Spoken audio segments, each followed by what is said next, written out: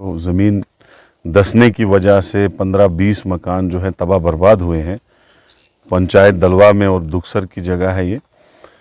यहाँ लोग काफ़ी परेशान हैं और मुझे बड़ा अफसोस हो रहा है क्योंकि हम छत्तीसगढ़ सेशन में चले गए थे और हमने सुना था एडमिनिस्ट्रेशन, डिप्टी कमिश्नर और यहाँ की चेयरमैन साहिबा भी आई थी, लेकिन मुझे अफसोस है कि टेंटों के बगैर कुछ नहीं मिला है इन लोगों को। आप देखें हालात क्या है कि मकान तबाह और बर्बाद हो गए हैं।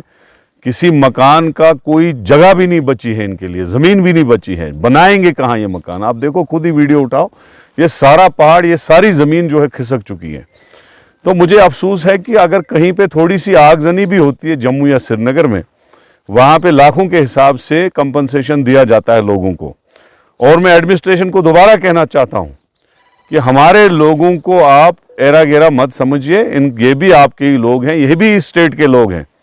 यहाँ अगर 20 मकान धंस गए हैं, इनकी तबाही हो गई है, तो आपको यहाँ पे भी पूरा मुआवजा देना चाहिए। दूसरा, हम यहाँ आए हैं, अपनी तरफ से भी जितना हो सकेगा हमें मदद करेंगे, लेकिन खासकर मैं गवर्नमेंट का ध्यान यहाँ पे दिलाना चाहता हूँ कि एक तो इनकी ज़मीन ख़त्म हो चुकी है, यहाँ पे मकान बना नहीं सकते हैं।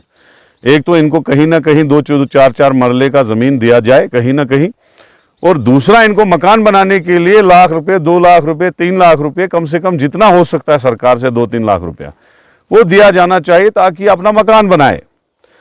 तो ये बड़ा दुख है क्योंकि 2-4 दिन में यहाँ नहीं था, तो ये 2-4 दिन पहले ही सानिया पेश हुआ है कि ये सारी ज़मीन यहाँ पे तबाह हो चुकी है।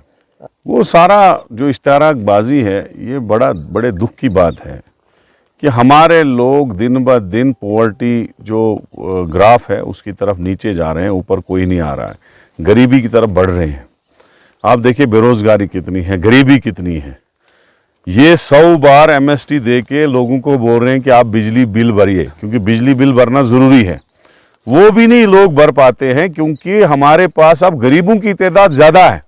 इस सरकार ने 9 साल में गरीबों की तादाद ज़्यादा बढ़ाई, बेरोज़गारों की तादाद ज़्यादा बढ़ाई। आप देखिए किसी भी इलाके में 20-20, 30-30 लोग हर साल रिटायर होते हैं, लेकिन लगता कोई नहीं है। बेरोज़गारों की तादाद भी बहुत है।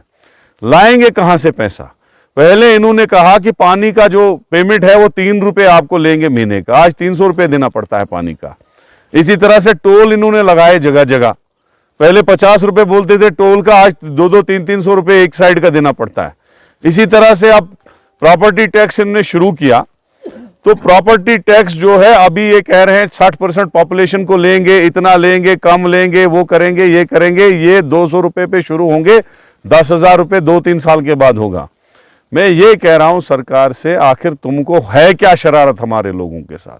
आपने हमारा फ्रूट बर्बाद किया, आपने हमारे बेरोजगार नौजवानों की जिंदगियां खराब कर दी।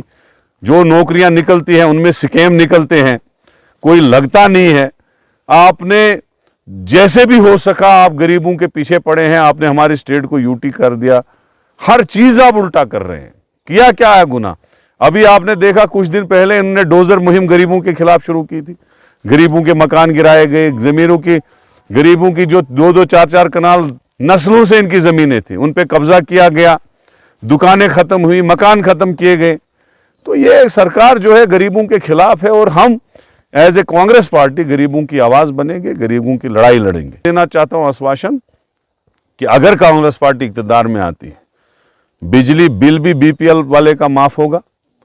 माफ क्या होगा? पुराना भी माफ होगा, नया भी हम खत्म करेंगे। और ये प्रॉपर्टी टैक्स अगर ये लगाए, पहले तो हम लड़ाई लड़ रहे हैं, ये न लगाए, अगर लगाएंगे भी तो हम आगे इसको खत्म कर देंगे, बेरोजगारों को रोजगार देंगे। और ये जो माफिया राज उन्होंने चला के रखा है, इसको हम पूरी तरह से खत्म करेंगे। ये हमारा वादा है लोगों के साथ। 5 साल के बाद होने चाहे, अब 9वां साल हुआ। ये कौन सी डेमोक्रेसी है जम्मू कश्मीर में? इन्होंने तो इमरजेंसी लागू करके रखी है। हम तो कहते हैं कितने साल से हम चला रहे हैं, आप इंतखाबात कराओ ताकि लोगों की चुनी हुई सरकार आए, वो डिसीजन लेगी। प्रॉपर्टी टैक्स किसको देना है, जमीन किसकी लेनी है, वो इलेक्टेड गवर्नमेंट डिसीजन लेगी। आप कौन होते हो डिसीजन लेने वाले? हमारी स्टेट को वापस करो। तुम होते कौन थे स्टेट छीनने वाले? हमें पहले स्टेट वापस करो और इंतखाबात कराओ। ये हमारी डिमांड है, इमीडिएटली इंतखाब आना चाहिए।